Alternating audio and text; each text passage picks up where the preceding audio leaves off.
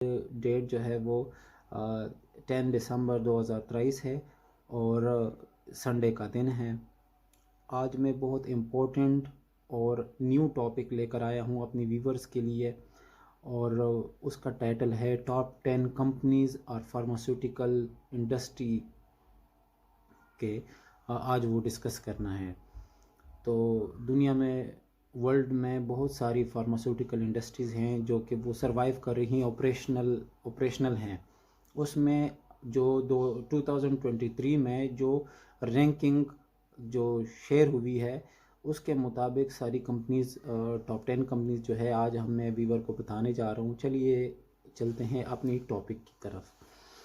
इसमें जो रैंकिंग में जो टॉप 10 कंपनी है जो कि इस रैंकिंग में आई है इस 2023 में, उसका नाम है GSK, GlaxoSmithKline, जो कि ये यूके बेस्ड कंपनी है, यूनाइटेड किंगडम।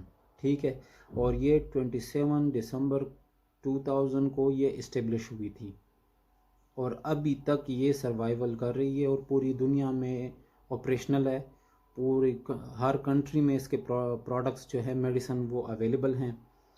इसके अलावा जो 9 पोजीशन जिस कंपनी ने ली है इस लिस्ट में, उसका नाम है सनोफी अवेंटस। ठीक है, पहले पुराना नाम जो था उसका सनोफी अवेंटस, अभी सनोफी के नाम से लोग उसको जानते हैं। ठीक है, ये फ्रांस की कंपनी है और ये 1973 में ये इस्टेब्लिश हुई थी। इसकी भी जो प्रोडक्ट्स हैं ज़्यादातर रिसर्च मालिक्यूल्स हैं और पूरी दुनिया जितने भी उसमें कंट्रीज़ हैं हर जगह पर इसके मेडिसिन जो हैं, प्रोडक्ट्स जो हैं वो इजीली अवेलेबल हैं। इसके बाद जो 8 नंबर पोजीशन है जिस कंपनी का, वो है एस्ट्राजेनेका।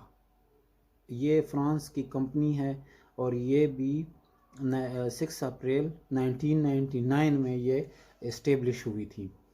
इसके बाद जो 7 पोजीशन है जिस कंपनी का, उसका नाम है ब्रिस्टल मेयर स्क्विब फार्मास्यूटिकल्स, जो कि यूनाइटेड स्टेट्स बेस्ड कंपनी है। ये उसमें इस्टेब्लिश हुई थी और ये भी बहुत पुरानी कंपनी है, वेल नोन कंपनी है, हर किसी को इसका नॉलेज है।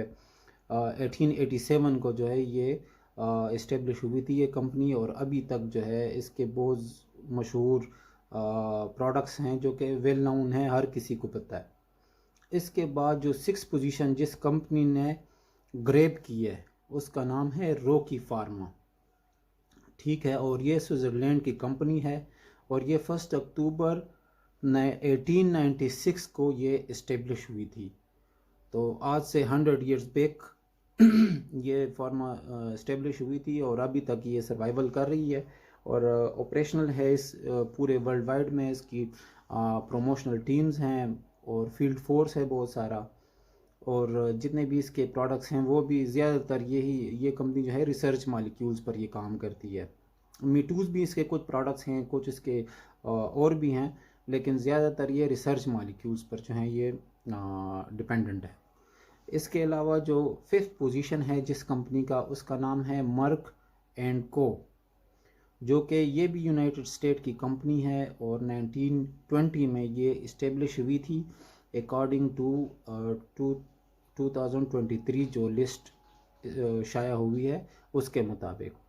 मर्क जो कंपनी है, मर्क एंड को, ये 5th पोजीशन है। इसके बाद 4th पोजीशन में जिस कंपनी ने पोजीशन गेन की है उसका नाम है नोवार्टस। ये बहुत बड़ी कंपनी है, वेल नोन है, हर किसी को इसके बारे में पता है और स्पेशली डॉक्टर्स और ये फील्ड फोर्स जितने भी फार्मा फील्ड में काम करते हैं उनको स्पेशली इनकी प्रोडक्ट्स और इस कंपनी के बारे में पता है। इसके जितने भी प्रोडक्ट्स हैं कार्डियोलॉजी के और एंडोक्राइनोलॉजी के, वो सारे रिसर्च मालिक्यूल्स हैं और पूरी वर्ल्ड में ये ऑपरेशनल हैं। ये स्विट्ज़रलैंड की कंपनी है। February 29, 1996 को ये इस्टेब्लिश हुई थी स्विट्ज़रलैंड में।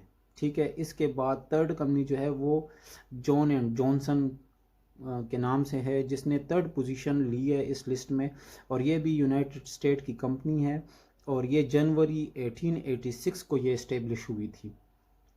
इसके बाद जो दूसरी नंबर कंपनी है वो उसका नाम है एबवी फार्मास्यूटिकल। वो ये भी यूनाइटेड स्टेट बेस्ड कंपनी है और ये इस्टेब्लिश हुई थी 10 अप्रैल 2012 को। तो ये रिसेंटली अभी इसकी प्रोडक्शन में आई है ये कंपनी, और बहुत तेज़ी से ये ग्रो करके सेकंड पोजीशन पे आई है। तो इसके प्रोडक्ट्स भी बहुत अच्छे प्रोडक्ट्स हैं और रिसर्च मॉलिक्यूल्स हैं और बहुत इफ़ेक्टिव है हर डिज़ीज़ में।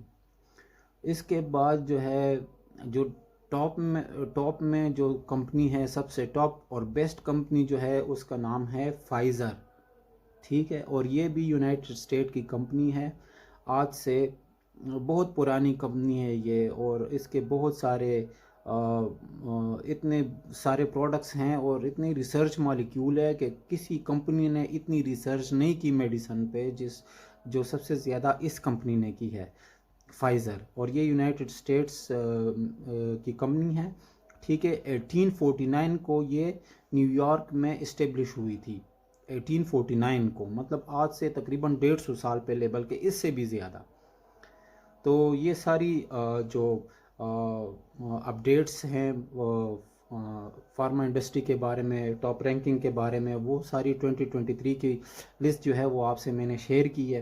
होप कि इससे हम मेरे व्यूवर्स को बहुत ज़्यादा फ़ायदा हुआ होगा, और अगर आपको वाकई आपकी नॉलेज में इजाफ़ा हुआ है, आपको फ़ायदा पहुंचा है इस वीडियो से, तो इस वीडियो को लाइक, सब्सक्राइब, शेयर कीजिए दूसरे ग्रुप्स में भी। इसके बाद जो कि सेकंड फेज़ आता है, आपके नॉलेज में होगा कि प्रोडक्ट जो एक कंपनी जो है ना, वो उसमें कैसे वो ये प्रोडक्ट जो है ये कैसे मार्केट में आती है। इसका थोड़ा सा प्रोसीजर एक शॉर्ट व्यू में बता देता हूँ आपको। वैसे ये इस टॉपिक से रिलेटेड तो नहीं है, लेकिन आपको जस्ट अंडरस्टैंड करने के लिए कि कंपनी कैसे काम करती है मैं आपको बताना चाह रहा हूँ। सबसे पहले प्रोडक्ट जो है हर कंपनी का एक मैन्युफैक्चरिंग प्लांट होता है जिसमें प्रोडक्ट की मैन्युफैक्चरिंग होती है, ठीक है। फिर उसके बाद ये QC जो कि क्वालिटी कंट्रोल होती है, उसमें ये प्रोडक्ट मैन्युफैक्चरिंग के बाद जो है ये उधर चली जाती है, उसका रॉ मटेरियल, ठीक है। वहाँ पर उसके मुख्तलिफ टेस्ट होते हैं और उसके पैरामीटर्स जो है वो क्वालिटी कंट्रोल में चेक होते हैं, जो कि हर कंपनी का एक बेसिक यूनिट है ये। इसके क्वालिटी कंट्रोल के बाद ये फिर पाउडरिंग हाउस में चली जाती है, जहाँ पर इसकी बैलेंसिंग केमिकल की और इसकी क्वांटिटी जो है वो सारी मेजरिंग उसकी होती है। तो ये पाउडरिंग हाउस में होती है। उसके बाद जो है ये फिर पैकिंग चैम्बर में जब उसकी पैकिंग चैम्बर में जाती हैं, जहाँ पर उसकी पैकिंग होती है। पैकिंग के बाद ये उसकी पैकिंग जो है वो बार कोड में चली जाती है, फिर उस पर बार कोड वगैरह उसके ऊपर आ जाते हैं। फिर ये जब मार्केट में जाती है तो ये डायरेक्ट नहीं जाती कंपनी से, ये थ्रू डिस्ट्रीब्यूशन जाती है। हर कंपनी के मुख्तलिफ डिस्ट्रीब्यूशन होते हैं जो कि हायर किए हुए होते हैं। तो वो डिस्ट्रीब्यूशन फिर मार्केट में जो है प्रोडक्ट को प्रमोट करती है, उसको सेल करती है। जब ये मार्केट में प्रोडक्ट आती है तो उसके बाद हर मेडिकल स्टोर में आपको एक मेडिसिन जो है आपको मुख्तलिफ कंपनीज़ की इस तरह से वो मिल जाती है। अगर ये वीडियो आपके लिए बेनिफिशियरी हो, यूज़फुल हो, तो आप इसको लाइक कीजिएगा और सपोर्ट कीजिएगा, क्योंकि आपकी सपोर्ट के बिना